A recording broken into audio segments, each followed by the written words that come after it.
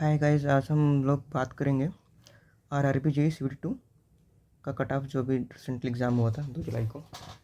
ठीक है, तो आज हम मुंबई जोन की बात करेंगे। ठीक है, कि मुंबई जोन में कितना जा सकता है कट ऑफ।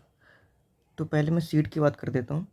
तो देखो, मैं सिविल के यहाँ बात नहीं करने वाला हूँ, सिर्फ इलेक्ट्रिकल, मैकेनिकल और ईसी की। ठीक है, तो अगर मैं इलेक्ट्रिकल की सीट की बात करता हूँ तो टोटल कितनी है, मतलब कि जिसमें इलेक्ट्रिकल, मैकेनिकल और ईसी एलिजिबल है।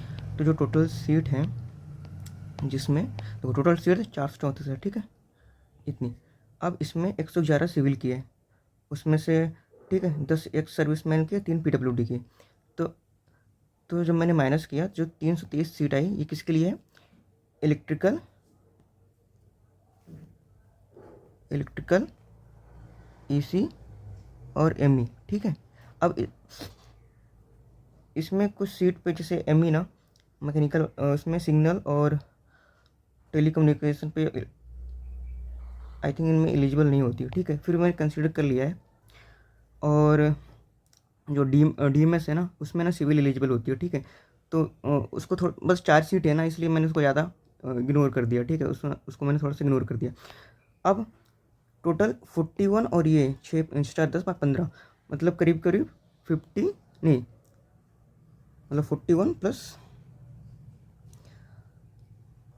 15, ये 56 सीट। ठीक है, ये एक सर्विसमैन और पीडब्ल्यूडी के, तो उसको मैंने माइनस कर दिया। देखो, 10 सिविल में थी और 3 पीडब्ल्यूडी की, मतलब कि एक सर्विसमैन की 10 थी और 3 पीडब्ल्यूडी की थी। तो उसको मैंने माइनस करा और मतलब कि 13, मैंने यहाँ से 56 में से 13 माइनस किया तो 43 आया। ठीक है, तो ये मैंने इसमें भी माइनस, तो टोटल 280 सीट है, जो कि ओपन के लिए है, मतलब कि सारे बच्चे इसमें कम्पीट करेंगे। ठीक है, तो अब उसमें से मैं देखो, यू आर की टोटल सीट कितनी, 125, ओबीसी की कितनी है, 81, ईडब्ल्यूएस की 32 है, एससी की 53 और एसटी की 27 है। ये टोटल सीट है। इसमें अभी मैंने एक सर्विसमैन का हटाया नहीं है। ठीक है, मुझे नहीं पता कितना, क्योंकि ये हॉरिजॉन्टल रिजर्वेशन होता है, तो ये किसी भी चली जाती है। ठीक है, जो सीट खाली रहती है वहीं चली जाती है, तो उसमें मैं ऐसे, मतलब सबसे मैंने थोड़ा थोड़ा कम कर लिया है। ठीक है, अब मैं मेरिट इंडेक्स की बात करूँगा थोड़ा सा, क्योंकि हर जोन का एवरेज, मतलब हर ब्रांच का एवरेज अलग अलग आ रहा है। ठीक है, तो जो इलेक्ट्रिकल का एवरेज था, ठीक है, अब मैंने पिछली जो वीडियो बनाई थी उसमें मैंने जोन वाइज एवरेज ले रहा था, लेकिन कुछ बच्चों ने बोला कि ओवरऑल रैंक से डिसाइड होता है एवरेज। ठीक है, तो मैंने फिर ओवरऑल रैंक से एवरेज डिसाइड किया है। तो 125 जा रहा है समथिंग इलेक्ट्रिकल का, सिविल का 126 जा रहा है, मैकेनिकल का 27 जा रहा है और ईसी का 120 जा रहा है। ठीक है, ये टॉप 10 बच्चों का है।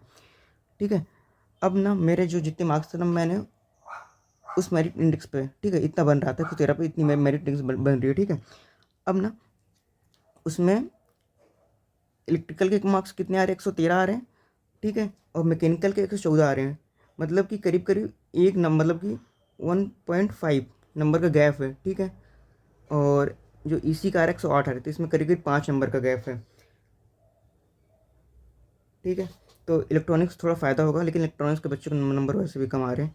ठीक है, और मैकेनिकल को करीब करीब 1.5 का घाटा होने वाला है। ठीक है, तो अगर समरी की बात करें तो यहाँ से अपन ये पता कर सकते हैं कि कितना डिफरेंस हो रहा है मार्क्स का। ठीक है, अब सीट की बात कर लेते हैं, जिस कितना यूआर की सीट है। ठीक है, तो जो यूआर की सीट है, मतलब देखो 125 टोटल थी, तो मैंने ना 15 सीट माइनस कर दिया, क्योंकि उसमें कुछ एक सर्विस मैन हो जाएंगे और कुछ हो जाएगा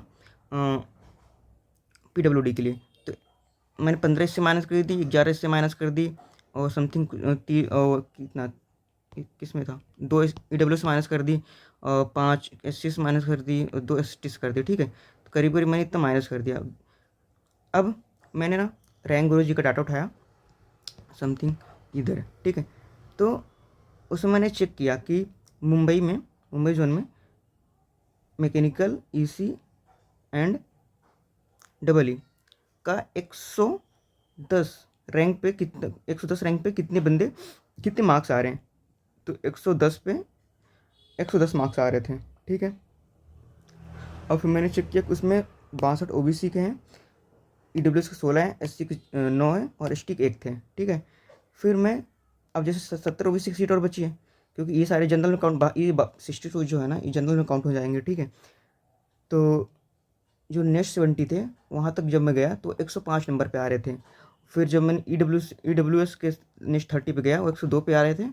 और फिर एस सी जो मैंने नेक्स्ट चेक किया तो जा रहे हैं 97 पे, और एस टी जा रहे हैं 86 पे। ठीक है, जैसे मैं दिखा देता हूँ, ये एक्सेल सीट है रैंक रैंक गुरु जी के। ठीक है, ये तो जब मैंने इसमें कैलकुलेट किया तो करीब करीब ये इस मार्क्स तक 110 रैंक आ रही है। ठीक है, टोटल। फिर इसके बाद इसमें मैंने चेक किया कितने ई डब्ल्यू एस के हैं, कितने ओ बी सी के हैं, कितने एस सी के हैं, कितने एस टी के हैं। फिर उसके बाद इससे ना फिर यहाँ से यू आर का ख़त्म, मतलब कि 110 से कम है यू आर के तो चांस बहुत ही मुश्किल है। ठीक है, बहुत ही ज़्यादा मुश्किल है, अनटिल अनलेस तुम ऑल पोस्ट के लिए क्वालिफाई ना किए हो। ठीक है, फिर उसके बाद मैंने 70 ओबीसी का नीचे चेक किया, फिर इसी से नीचे मैंने ई डब्ल्यू एस का चेक किया, फिर एस टी का किया, फिर एस सी किया।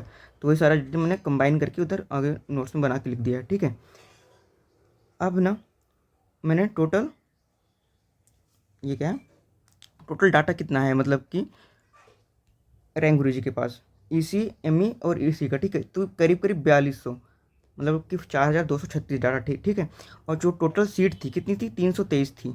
मैंने एक सर्विसमैन को काउंट किया है, तो मैंने क्योंकि 15 बच्चों को बुलाते हैं, तो जब मैंने मल्टीप्लाई किया तो कितना था, 4845 आया। ठीक है, तो और डाटा कितना करीब बहुत ही कम डिफरेंस, मतलब मोस्टली बच्चों ने चेक कर ही लिया है। फिर मैंने 1.1 का मल्टीप्लाइंग फैक्टर भी ले लिया। ठीक है, तो करीब करीब इतना डाटा पहुंच रहा है। ठीक है, मैंने सोचा कि ठीक है एक करीब करीब 1 और बच्चे सीरियस होंगे जो कि अच्छे से पेपर दिए होंगे, बाकी तो जो बच्चे 200 ना वो ठीक है, वो रैंडम ही होंगे, मतलब इतने ऑथेंटिक नहीं होंगे उनका डाटा।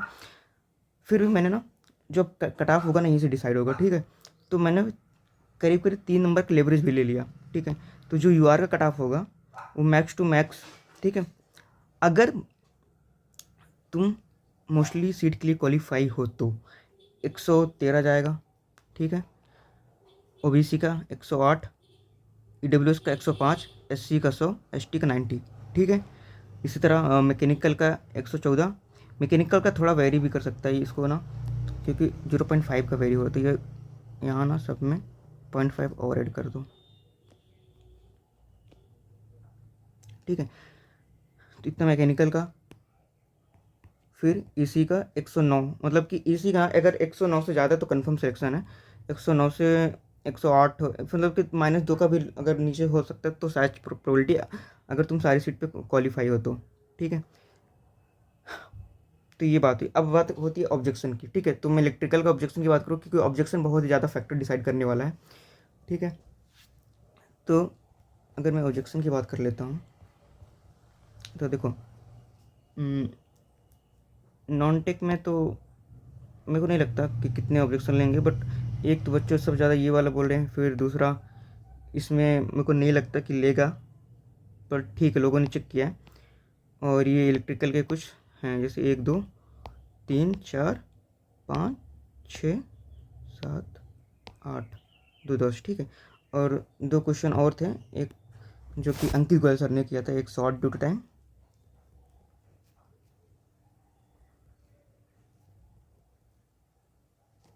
और एक था स्क्वायरल केज इंडक्शन जनरेटर का जिसमें कांस्टेंट स्पीड दी थी। अब अगर इसमें करीब करीब ये 12 क्वेश्चन हो रहे हैं। ठीक है, देखो मोस्टली बच्चे के 2 तो क्वेश्चन इन 12 में से कंफर्म सही होने वाले हैं। ठीक है, और जो कि मार्क्स किसी के बढ़ने वाले हैं, मतलब कि क्वेश्चन इग्नोर होंगे तो मार्क्स आगे कुछ बच्चों के घटेंगे। ठीक है, जिनके ज़्यादा सही होंगे उनके उतने ही मार्क्स घट जाएंगे। ठीक है, क्योंकि वो जब क्वेश्चन हट जाएगा तो उनके 1 मार्क्स रिड्यूस हो जाएंगे, मतलब कि जितने क्वेश्चन हटते जाएंगे। ठीक है, अब मुझे जो ऑथेंटिक लगता है कि कौन कौन से क्वेश्चन हटने वाले कन्फर्म है, तो एक क्वेश्चन ये है कि जो कि कन्फर्म हटने वाला है। ठीक है, क्योंकि ये साफ साफ बुक में मेंशन है कि not suitable for variable type. ठीक है, और ये क्वेश्चन मोस्ट मतलब कि 90% चांस है हट जाए। ठीक है, रिडक्शन फैक्टर का। और ये आउट ऑफ सिलेबस का अब आरआरबी के ऊपर डिपेंड, ये 50-50 है। ठीक है, पिछली बार तो ले लिया था, इस बार क्या होता पता नहीं। ठीक है, क्योंकि क्वेश्चन तो सही है but out of syllabus category में आ रहा है। हाँ, ये पुलिंग टार का भी, ये भी 90% चांस है कि इसको ले सकता है। और ये भी आउट ऑफ सिलेबस का, तो ये भी 50-50 चांस है और आरबी के मूड पर डिपेंड करता है। और ये एवलेंसी वाला, इसका मैं समझूंगा इसका 70% चांस है, क्योंकि ना जो मेन डिस्टिंग्विश है ना ये तो यही होगा, क्योंकि ना एवलेंसी में भी शार्प इंक्रीज होता है बट जेनर से थोड़ा ग्रेजुअल होता है, तो लेकिन होता तो है ना शार्प इंक्रीज, भले ही मतलब ऐसा तो नहीं होता ना कि एग्जैक्ट एकदम धीरे धीरे धीरे, ये ऐसा शार्प तो ये भी हो रहा है, ठीक है। तो जहाँ मोस्ट अप्रोप्रिएट आंसर की बात करें तो ये यही है, तो इसका 70% चांस है कि ऑब्जेक्शन हो जाएगा, बाकी मुझे नहीं पता। ठीक है, वो आरआरबी के ऊपर है। और इसका इसका भी 70% चांस है, मतलब नहीं, इसका 50-50 है, आरआरबी के ऊपर है, ठीक है चांस। इसका भी 50-50 है। तो जो मोस्ट अप्रोप्रिएट है ना ऑब्जेक्शन के, जो 100% कन्फर्म है, एक ये वाला है, not suitable for variable type, और एक रिडक्शन फैक्टर वाला, और एक ये, नहीं सॉरी, ये वाला पुलिन टॉर्क वाला, ठीक है। इनका कन्फर्म है। तो जितने बच्चों के सही हैं जो ऑब्जेक्शन हो रहे हैं, उनको थोड़ा डर की ज़रूरत है, मतलब कि उनको थोड़ा डरने की ज़रूरत है, क्योंकि उनको इतने मार्क्स माइनस होने वाले हैं, ठीक है। बढ़ने के चांस बस जिसके जो नेगेटिव किए होंगे उनके 0.33 मार्क्स बढ़ जाएंगे, लेकिन नंबर नहीं बढ़ने वाले, ठीक है। वो अलग बात है, प्रोरेटेड में वो फिर वो जस्ट लाइक जितने क्वेश्चन रिड्यूस होंगे ना, तो फिर जैसे 110 क्वेश्चन रिड्यूस होते हैं 140, तो फिर जो मार्क्स होंगे ना उसको 140 से स्केल कर देते हैं बस, ठीक है। मार्क्स किसी के नहीं बढ़ेंगे, घटेंगे ही घटेंगे ऑब्जेक्शन के बाद, ठीक है। तो ये बात हो गई। अब इन 12 क्वेश्चन में मान लो अगर किसी के भी मतलब 5 से ज़्यादा सही हो जाते हैं ना, तो उनके भाई मतलब समझ रहे हो, उनके 5 नंबर रिड्यूस हो सकते हैं, अगर ऑब्जेक्शन सारे ले लिए तो ये 12 बार, क्योंकि पिछली बार भी 12 ऑब्जेक्शन ले लिया था आरआरबी ने, 12 ऑब्जेक्शन लिए थे, ठीक है।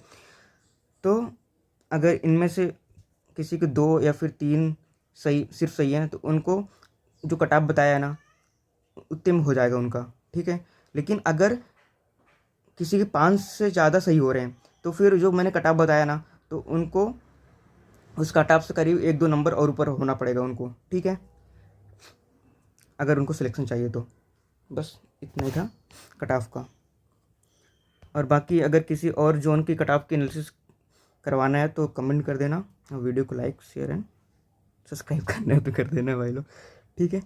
तो ये रहा कट ऑफ का वीडियो, मेरे हिसाब से इतना जा सकता है कट ऑफ मुंबई जोन का, ठीक है। Thank you.